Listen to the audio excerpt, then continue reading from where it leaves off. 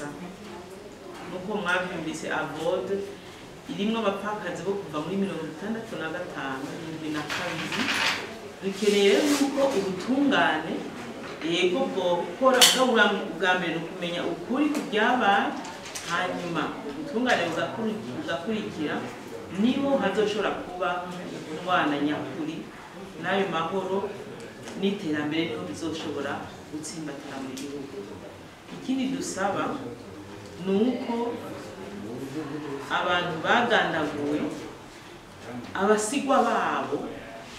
bo bibuka kenshi n'ejo 21 tuzoja hajya gushira kwa mashugwe mugabo urashobora gusanga muri bajya abantu bari hajya badashobora no kumenya mbega abana babo baracariho babayeho gute. Hariho nk'abana gushika n'ubu batashoboye kwiga kubera babuze ababyeyi babo. Urabona umaze kubura umubyeyi ariwe yashira ku mashure umva ubuzima bwawe ingene bushobora kuba nk'abo basigwa bashoboye kumenyekana. Hari ikintu leta ishobora gukora nk'akarorero twaragize plaidoyer kuba abapfakazi bo mu 72 gushika bararonka ya rente de service yabo barayironka mugabo hari abapfakazi bo mu 65 hari umwe ariko mbere no gushengera yapfuye akisaba ko ibyiwe bo musubiza nk'akarorero n'utama yitwa Ndimanya Inyasi yari umushikirangoma muri 65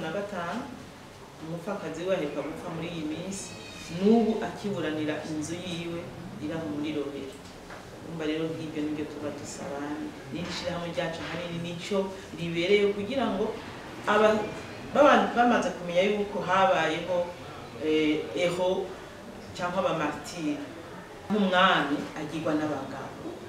igihe bavuze bati Melchior Ndadaye baramaze kurikonesa kwa umuyeho mugabo hari abandi bakorana nawe rero nibo dusaba yuko nabo babibuke bahabwe nabo cyane cyane abasigwa babo nibo turiko turavugira. Ukeneye kumenya ukuri kuko umuntu amaze kumenya ukuri wa muntu yakoze caca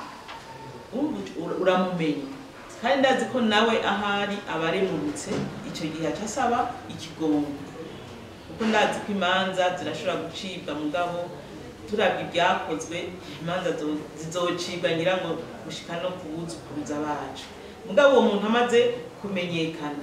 akavuga ati je ndasabye ikigongo kubyabaye icyo gihe ndibaza ko dushobora kumuharira kandi si avode wenyene ndazi ko abantu benshi bavuze bati naka yemanze icyaha yasabye ikigongo birumvikana ko ashobora guharira. Abarundi bose barabuze ahubwo hari ikintu numva umengo nosaba hari ishiramwe twebwe turimo bitaka hafi rigizwe n'amashirahamwe indwi. Ayo mashirahamwe indwi ubwoko bwose burimo twese dufise ikintu kimwe duharanira kumenya ukuri hanyuma abakoze ayo mabi bishoboka bacigwa imanza hanyuma duhariranire hanyuma hagire kunwana dusubize hamwe kuko twese turabarundi kandi igihugu cyose nta numwe akumiriwe muri iki gihugu cyose twese dukeneye kubana. Umututsi yarapfuye umuhutu yarapfuye gusa dukeneye yuko ukuri kuja habona ninde yabikoze kubera iki badahana